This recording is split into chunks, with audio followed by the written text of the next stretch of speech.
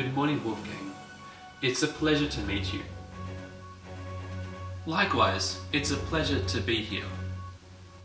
So, Wolfgang, congratulations on directing the immensely successful film Outbreak. I personally was fascinated by the very scientific background of this film, which you don't often see in action movies these days. Tell me a little about what made you interested in portraying a pandemic. Well, to start with, Outbreak depicts a viral outbreak of Motaba, which is similar to many real-world viruses, including Ebola, as it is particularly deadly and transmissible between humans, with the exception that the Ebola virus can't be transmitted through airborne particles. Still though, I was interested in portraying accurately the response of scientific agencies to an outbreak, namely the CDC, since there hasn't been any significant outbreaks, let alone pandemics, in recent history, so it has dropped off the consciousness of the public. In the film, you portrayed the internal workings of an infectious virus facility at the CDC, with 4 levels of biosecurity. How well does this reflect the real-world life methods of containment for deadly viruses in research centres? That is a very good point to bring up about this film.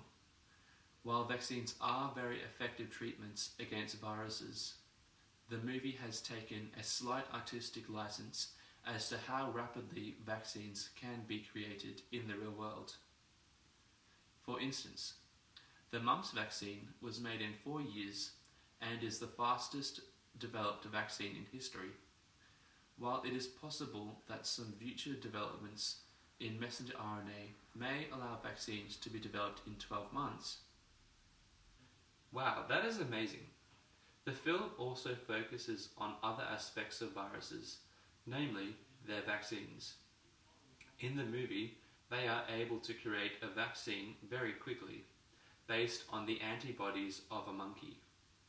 How have you adapted to real-world processes for making vaccines, and how have you fitted it into the narrative of this movie? Indeed, I based the scenes of the CDC especially to emphasize the 4 biosafety levels which they use in their real-life laboratories. The lowest level is for diseases which don't spread easily to humans or between humans, and additionally don't cause significant disease. Level 2 is for infectious agents which can cause human disease but are not particularly virulent. At level 3, airborne viruses are present, which is somewhat unlike the film, and further protection is needed for the laboratory workers in this setting. Level 4 is for the most severe diseases that are airborne, and there are only a few of these in the world. However, there is promising news in that vaccine development is accelerated by using the data derived from previously made vaccines, which is what happens in the movie between the strands of the Motaba virus.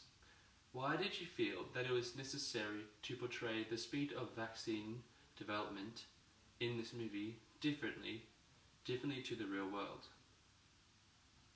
It is the case in cinema that there is only a limited amount of time to present the subject that you are interested in.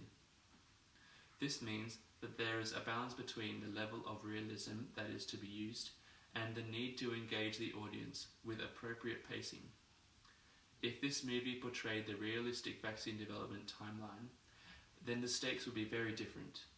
Therefore, as a director, we must balance what is scientific with what we do not find important scientifically. What are some other scientific aspects that you have adopted in this movie with regard to vaccines, viruses, and the like?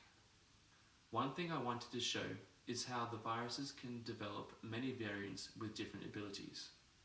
This really does happen in real life, like to Motaba virus in the movie. And it is in fact true that variants can change aspects of the virus, like how it can transmit. In the movie, the Motaba variant develops the ability to transmit through the air, and becomes immune to the original vaccine developed to treat it. In real life, viruses also develop the ability to circumvent vaccines. This is why you need to get the flu vaccine every year, because the virus adapts to the vaccine from the previous year. Thank you so much for taking the time to show us how you have presented the science behind vaccines and how it is portrayed in your amazing film Outbreak. Have a good night, and to the viewers, I will see you next time.